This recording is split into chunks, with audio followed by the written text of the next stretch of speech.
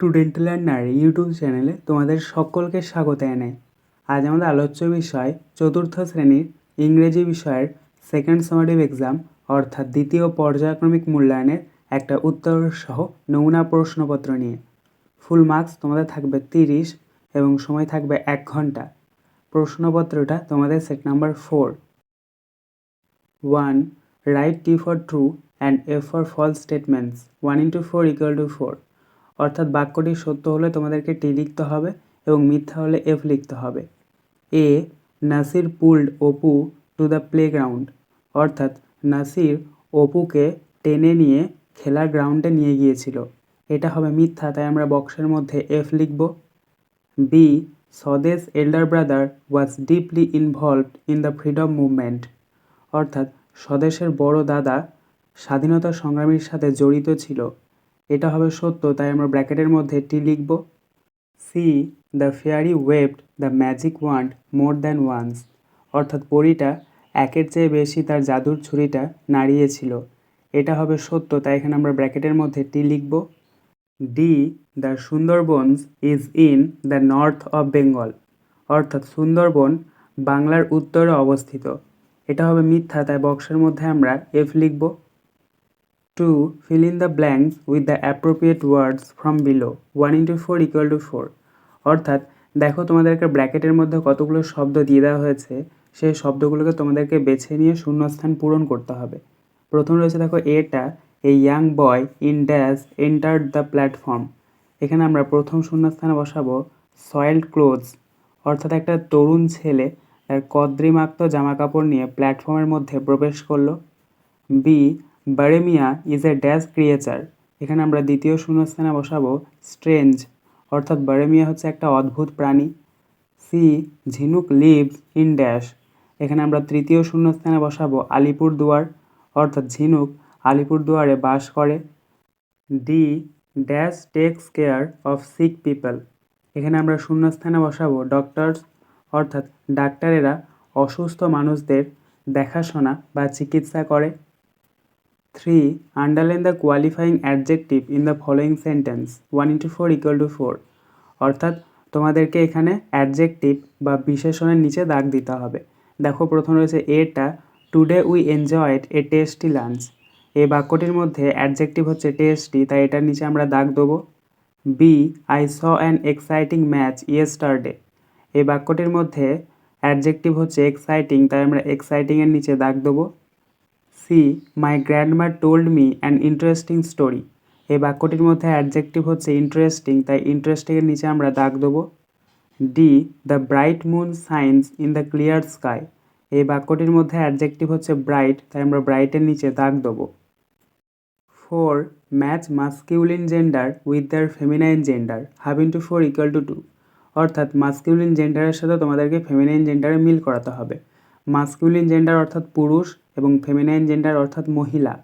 দেখো প্রথম রয়েছে এটা সন অর্থাৎ পুত্র, এটা মিলবে ফেমিনাইন জেন্ডারের ডটার অর্থাৎ কন্যা এর সাথে। বি বয় অর্থাৎ ছেলে, এটা মিলবে ফেমিনাইন জেন্ডারের গার্ল অর্থাৎ বালিকা বা মেয়ে এর সাথে। সি আঙ্কেল অর্থাৎ কাকা, এটা মিলবে ফেমিনাইন জেন্ডারের আন্ট অর্থাৎ কাকিমা এর সাথে। ডি ড্রোন অর্থাৎ পুরুষ মৌমাছি, এটা মিলবে ফেমিনাইন জেন্ডারের বি অর্থাৎ মৌমাছি এর সাথে।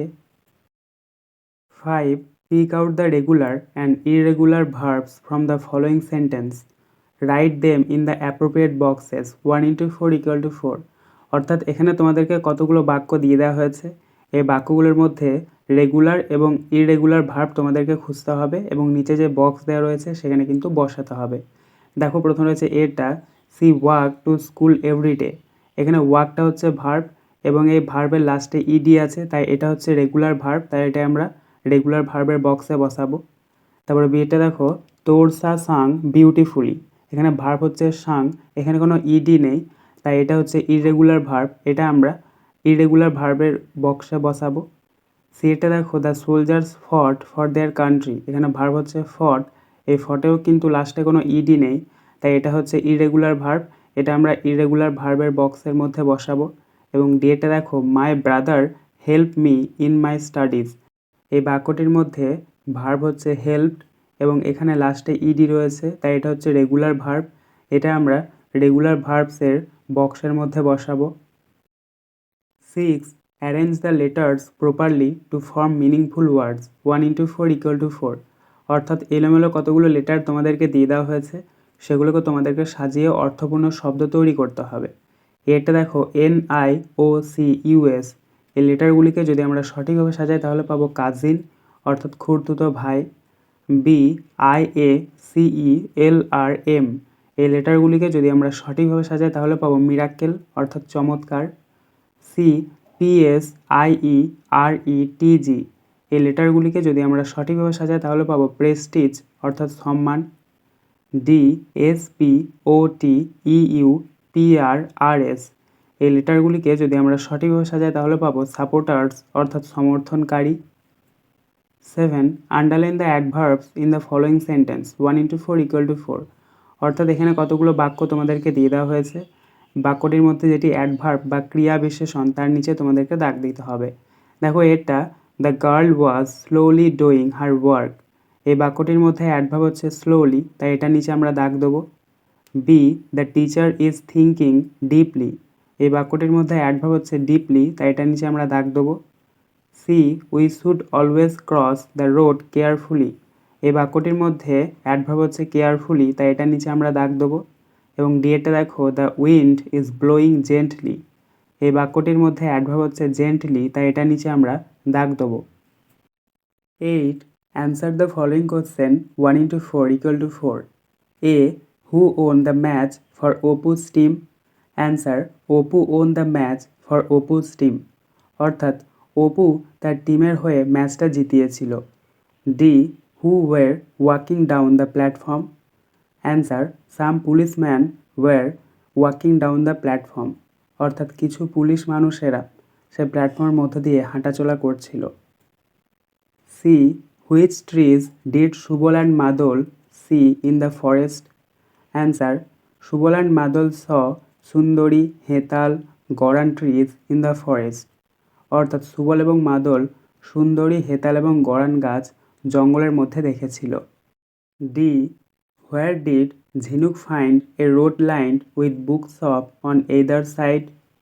Answer Jhinuk found a road line with book shops on either side in College Street, অর্থাৎ ঝিনুক কলেজের রাস্তার মধ্য দিয়ে দুই পাশে দুটি বইয়ের দোকান দেখেছিল। আজকের আলোচনা পর্বটি এখানেই শেষ হলো। আশা করি ভিডিওটি তোমাদের ভালো লেগেছে। যদি ভালো লাগে একটা করে লাইক করে দিও। সবশেষে তোমাদের কাছে একটাই অনুরোধ, যারা এখনও পর্যন্ত আমাদের চ্যানেলটিকে সাবস্ক্রাইব করে উঠতে পারোনি তারা চ্যানেলটিকে সাবস্ক্রাইব করে পাশে থাকা নোটিফিকেশন বেলকে অল প্রেস করে নিও এই ধরনের নতুন নতুন ভিডিও পাওয়ার জন্য। ধন্যবাদ।